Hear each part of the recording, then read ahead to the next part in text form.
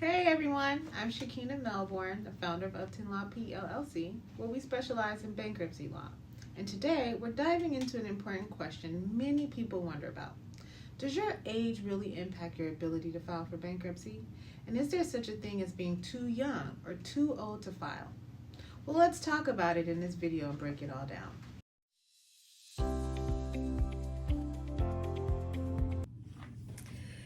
You know, the truth of the matter is, many of us learned through trial and error how to be responsible financially.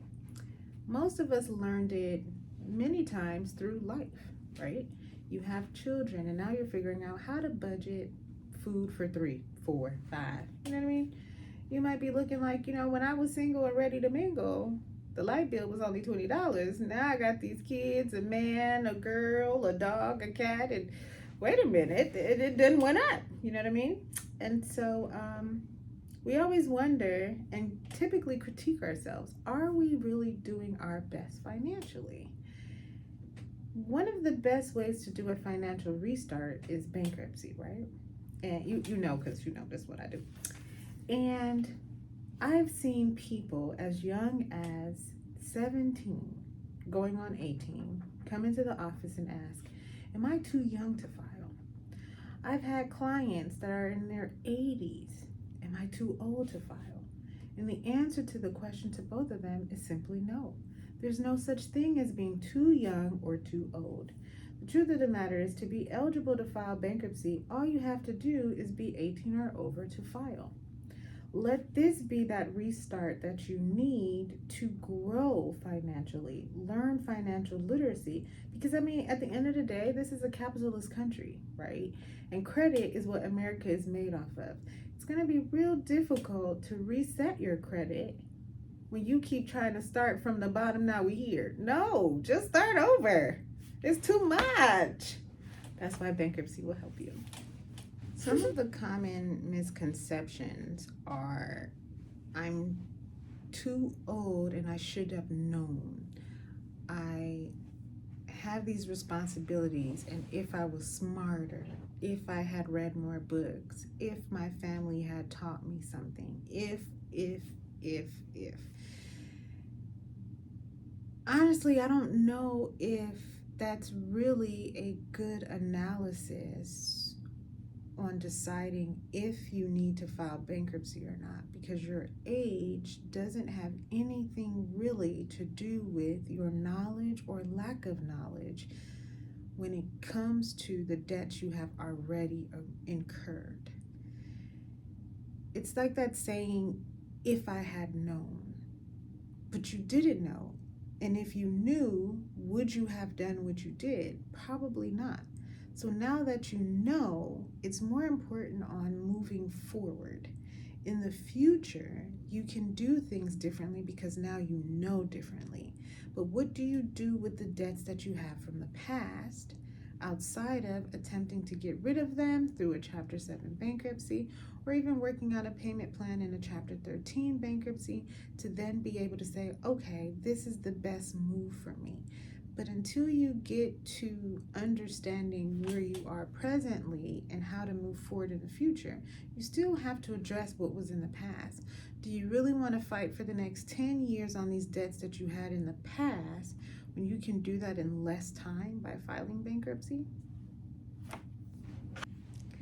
Now, that's probably the best question that people have ever asked when they're especially can't sleep at night, in the middle of the night, wondering, worrying, what are they going to do? How are they going to pay? And the truth of the matter is in order to file bankruptcy, at bare minimum, you need $2,500 in debt. That $2,500 can be credit cards, payday loans, an outstanding car note, medical bills, a garnishment potentially from a lawsuit. You name it. Most of us have debts exceeding $2,500, and you need to quit playing and really consider filing bankruptcy and be done with it. I think that's where the biggest misconception about bankruptcy comes from. We're always looking for a way to manage the debt instead of trying to figure out the best way to move forward after accruing the debt. if you file a Chapter 7 and you qualify for a Chapter 7, you're not necessarily managing the debt, you're just getting rid of it. And once you get rid of it, you get to start afresh with the bills in front of you. For example, a Chapter 7 bankruptcy can get rid of, like, okay, so I'm in Michigan.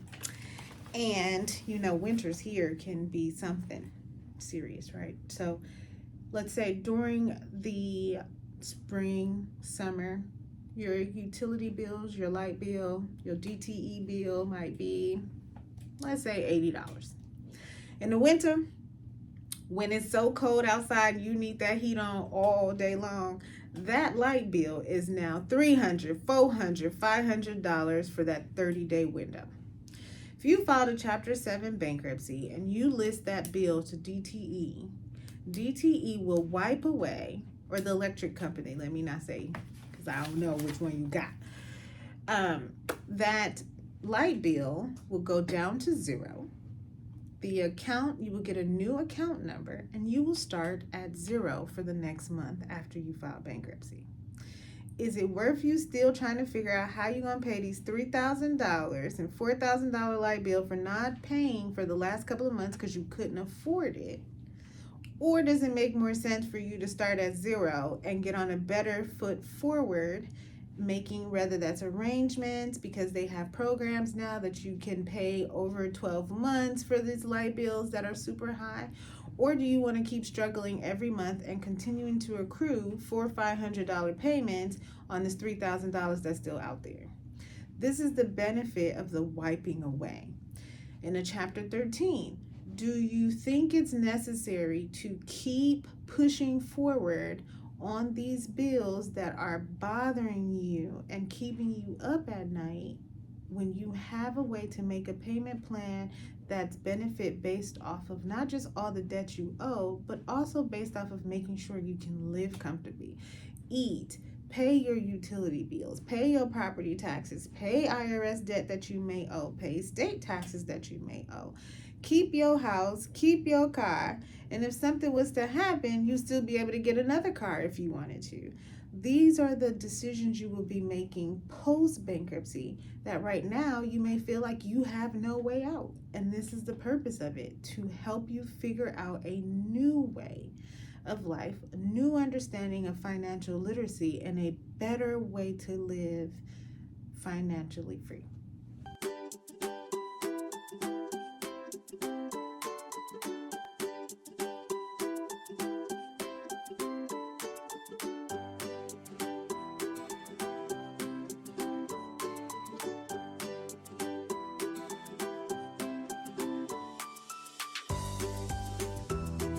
My advice is hurry up and file. People hear these stories because financial advisors or other people who have filed bankruptcy, who are raving about it on the internet, about their circumstances or situations, are typically the people that are discussing the benefits, pros, cons, or burdens about filing bankruptcy. It's not often you hear a bankruptcy attorney breaking down bankruptcy, what it means, how it works, and the benefits of it, right? Most of the stuff you hear online or read online is going to tell you that bankruptcy is going to be on your credit for the next 7 to 10 years. Don't do it. Okay. Why I believe that's a myth is because in reality, everything is on your credit for 7 to 10 years. So the 10 years you was robbing Peter to pay Paul, that's on your credit. Them debt collections, them old credit cards from JCPenney and Fingerhut, that's on your credit report for 10 years. Student loans are on your credit report for more than 10. Everything is on there for at least 7 to 10 years. Your credit score does not refresh. Your credit score refreshes in theory every 7 years. But if you were to buy a home, that credit card from JCPenney from a decade ago shows up and the mortgage company says, hey, you need to address this bill from 10 years ago that's still sitting on your credit report for 10 years, okay? The average person who files bankruptcy within 2 years can get a conventional mortgage to buy a home without any issues or problems, even with the bankruptcy listed on their credit report. You can buy a car. You can get a leased vehicle after filing bankruptcy. And most people can't even get a lease in advance because their credit score ain't 700. So what you mean I can get a lease after the bankruptcy? Because usually your credit score goes up. I have experienced clients that have seen credit scores increase 150 points or more after filing a bankruptcy. There are very few little anything for long-term issues to where bankruptcy would be a problem. How could it be a problem when the same government that gave you and allowed the creditors to give you a credit card is the same government that's allowing you to get rid of the debt and start all over? Can it really be this detrimental? Is it this easy to go get a credit card and run it up, and it's not easy to get rid of the debt that you ran up? Does that make sense? I would say no. It doesn't actually make sense. That means there can't be all these negative repercussions, and yet some of these biggest celebrities that we know are filing. Just last night I was reading some articles on bankruptcy, because it's what I do for fun and entertainment purposes only. Toni Braxton done filed bankruptcy 3 times and done interviews about this like it's nothing. 50 Cent has filed bankruptcy. The old mayor of New York has filed bankruptcy. Trump ain't got no problem telling y'all he done filed 5 times. I just don't understand what's the holdup. I don't understand what's the disconnect. Maybe you guys can tell me where the disconnect is. Maybe you can send me a financial advisor who's actually filed bankruptcy before, who can now tell you all this negative stuff that they said, because I know financial advice. I have personally filed bankruptcies for financial advisors, and they fine too. I filed bankruptcies for insurance companies. I even filed bankruptcy on pastors. You hear me? I need to know, do you know somebody who has filed bankruptcy and had all these negative repercussions that you running from in the middle of the night while you can't sleep? I just want to know. And then when you do find them, let's do a dissect of what went wrong in their bankruptcy case. Like, for example, did they file the bankruptcy on their own and didn't know what to do? Did they file bankruptcy with a bankruptcy preparer who they paid to do it, who don't know nothing about bankruptcy and ain't no attorney? Did they file bankruptcy with an attorney who's not a bankruptcy attorney, who told them they knew what they was doing and they didn't? If you can show me someone's situation where bankruptcy harmed them significantly and one of those 3 things was not an issue, I'm open to hearing that story. But by filing over 3,000 bankruptcies in my career, and I have never heard none of these stories that you telling yourself in the middle of the night, I don't know what more advice you need. File tomorrow. That's what you call me. I'll help you, okay? Just